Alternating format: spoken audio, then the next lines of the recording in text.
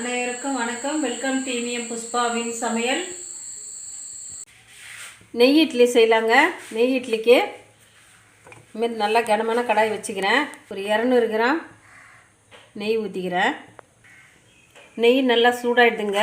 இப்போ முந்திரி பருப்பு போட்டு வறுத்து எடுத்துடலாம். நெய்லேயே முந்திரி பருப்பு நல்லா வறுபட்டுடுதுங்க. இப்போ எடுத்துடலாம். ஸ்டவ்வை சிம்மில் வச்சுட்டு 1 கப்பு பச்சை அரிசி நொய்யுங்க.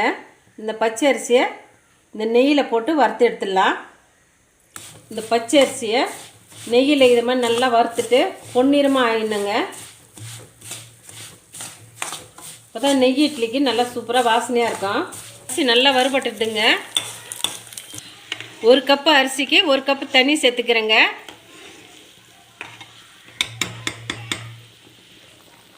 நல்லா கொதித்து வரும்பொழுது திக்கான தேங்காய் பால் 1 கப்பு ஊற்றிக்கலாம். எந்த அளவில் அரிசி எடுத்தோமோ அதே அளவு தேங்காய் பால் ஊற்றிக்கலாம். நல்லா கொதிக்கும்போது எலுமிச்சம் சாறு 1 ஸ்பூன் ஊற்றிக்கலாம். அரிசி எந்த அளவு எடுத்தோமோ அதே அளவு சர்க்கரையை சேர்த்துக்கிறேன். இந்த நெய் இட்லி சூப்பராக இருக்கும். நீங்களும் ஒரு தடவை இதுமாதிரி செய்து பாருங்கள். ஒரு 2 ஏலக்காய் இதுமாரி தட்டி போட்டுக்கலாம். இட்லி கலர்ஃபுல்லாக இருக்கிறதுக்காக கொஞ்சமாக கலர் சேர்த்துருக்கேன். உங்களுக்கு கலர் பிடிக்கலனாக்கா வெள்ளையாகவே இட்லி எடுத்துக்கலாம். வறுத்த முந்திரி பருப்பை சேர்த்துக்கலாங்க.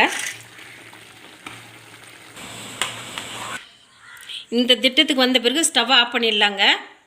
இது நல்லா ஃபேன் காற்றுல ஆற வச்சிடலாங்க. ஆற வச்சுட்டு இட்லி தட்டில் நெய் தடவி இட்லி தட்டில் ஊற்றி எடுத்துக்கலாம்.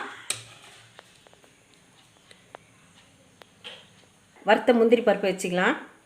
நல்லா சூப்பரான நெய் இட்லி நல்லா கமன்னு நல்லா இப்போவே வாசனையாக இருக்குதுங்க.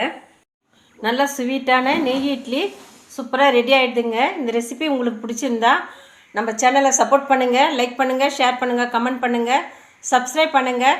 மறக்காமல் பக்கத்தில் இருக்கிற பெல் பட்டனையும் கிளிக் பண்ணிவிடுங்க. தேங்க்யூ.